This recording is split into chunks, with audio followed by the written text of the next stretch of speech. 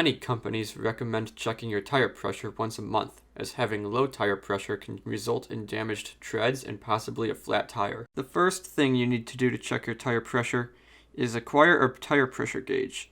These can be digital, pencil style, or analog. Then look for the tire information sticker often found on the inside of the driver's door.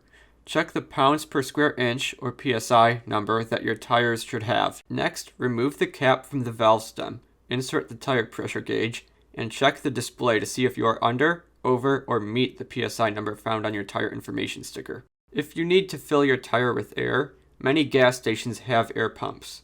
Follow the instructions found on the air pump machine and fill your tire with air.